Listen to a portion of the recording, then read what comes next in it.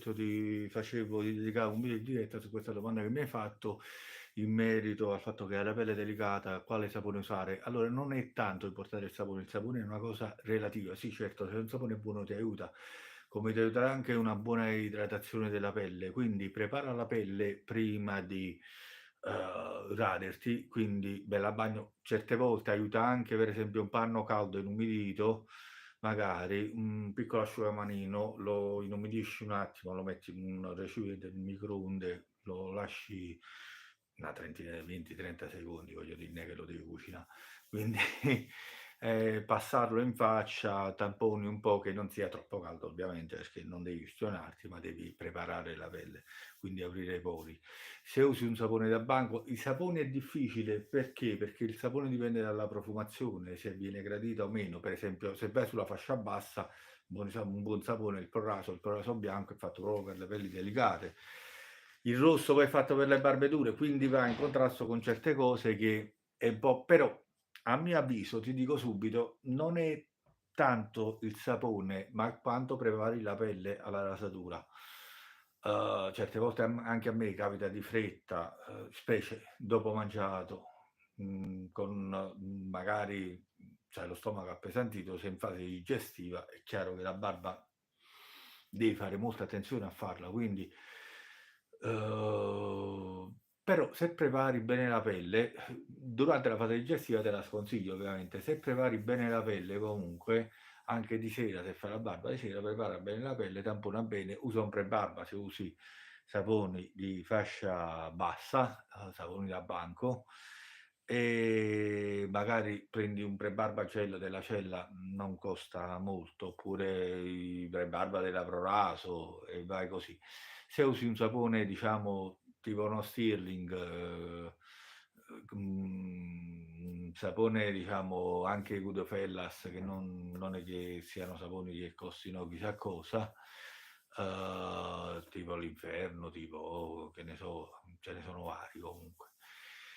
La prepara bene, insapona bene, passa bene, fai parecchio, perdi tempo. Quando passi il pennello perdi tempo, nel senso insapona, idrata con acqua, per questo un sapone, diciamo, non lesinare col sapone, soprattutto come va in gioco più la questione lametta rasoio. Io ora non so tu che rasoio usi, ma è chiaro che se usi un Fatip pettine aperto, usi un R41, sono rasoi che non ti aiutano tanto, quindi sei un po' in quella fase. Il consiglio mio, diciamo, oltre a dirti idrata bene la pelle, poi devi sapere, cioè ci vuole qualche informazione in più, tipo su che rasoio usi, che lametta usi. Ovviamente usa un rasoio delicato, usa una lametta che vada tranquilla e vada bene per il tuo rasoio, perché come dico sempre è in base alla geometria. Alcune volte alcune lamette io le ho bocciate su alcuni rasoi, le uso poi su altri dove rendono bene, quindi devi fare anche il conto geometria, lametta, rasoio. Non è che posso consigliarti più di questo, voglio dire. Chiaro, usi una Kai, fai attenzione al rasoio che usi una Feder, fai attenzione al rasoio che usi. Per il resto un Astra Blu, per esempio, che vai tranquillo se non hai problemi ma non credo ci siano problemi con l'Astra Blu a farti una barba anche dura, voglio dire, salvo se usi le Trit Carbon, allora cerca di non usarla troppo una lavetta, nel senso un paio di volte usata, lanciala via, perché sì, poi se hai una lavetta performante di quelle buone, allora ci arrivi pure a 3-4 barbe, c'è gente che se ne fa 10, io te lo sconsiglio perché la lametta quando il taglio finisce comincia a strappare, quindi è un danno per la tua pelle, non va bene. Poi c'è gente che si fanno infinità di barbe, va bene così, dicono: "Ah, io ho la barbatura, questo e quell'altro uso come l'altra volta, invece io come te uso la Trit Carbon". Impossibile, quindi ci faccio 15-20 barbe pure, sì, 30 pure ne fai, con la Trit Carbon. Devo anche i pila vicini in ricche con la Trit Carbon, però va bene così, voglio dire. Niente, alla fine è lì la cosa, idratazione della pelle e preparare bene la pelle. È chiaro che se sei stressato, se hai mangiato, sei in fase digestiva e cose varie, evita.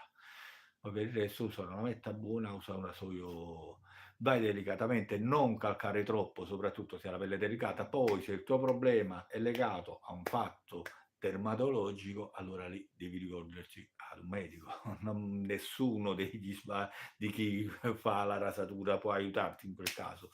Devi parlare con un medico lì, un dermatologo che sappia darti una giusta cura.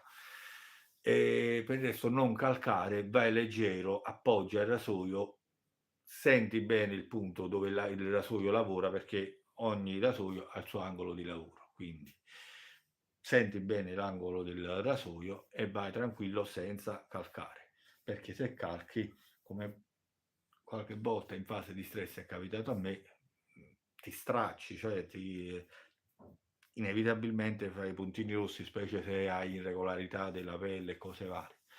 Quindi questi sono i consigli che al massimo posso darti, più di questo non posso fare, sarebbe disonesto dirti cose, compra questo sapone qua, prendi questo perché è inutile, è totalmente inutile. Sì, ci sono magari alcuni saponi particolari che scrivono per pelli delicate, per questo, per quell'altro, ma ti ripeto, la migliore cosa è idratare bene la pelle e prepararla. Oltre questo non c'è. Non usare lamette scadenti, già cioè, è inutile che stiamo lì su lamette di poco conto e cose varie. Il rasoio usa qualcosa di delicato. Se ti fai la barba una volta a settimana, cerca magari di non farla crescere troppo, perché sennò devi ricorrere a rasoi più aggressivi di conseguenza, però se li usi bene, se li usi con delicatezza e con cura, con una buona lama, nemmeno quelli ti danno problemi. Anche se azzardi la barba di 2 o 3 giorni, di 2 giorni con un rasoio più aggressivo, l'ho fatta anche io con i Fatip, qualche puntino rosso ti viene, però se una volta che ci fai l'abitudine ad usare il rasoio, nemmeno più quelli si fanno. Venne un periodo, usavo per esempio spesso il Fatip, ho tirato barbe col Fatip, pettine aperto e attenzione, veramente tranquille, veramente belle. Quindi alcune volte il fatto di scambiare il rasoio, perché poi perdi la gestualità, i trucchetti, tra virgolette, che servono per non farti una maschera di sangue con il rasoio, e vai comunque a... Io per esempio cambio di continuità, non è che ne abbia tanti di rasoi, però quando cambi continuamente tra uno all'altro, cerca di capire anche bene il tuo rasoio, questo è importante, e vai così, vedi che ti troverai bene. Il resto non posso aggiungere altro, caro Massimo, perché sarebbe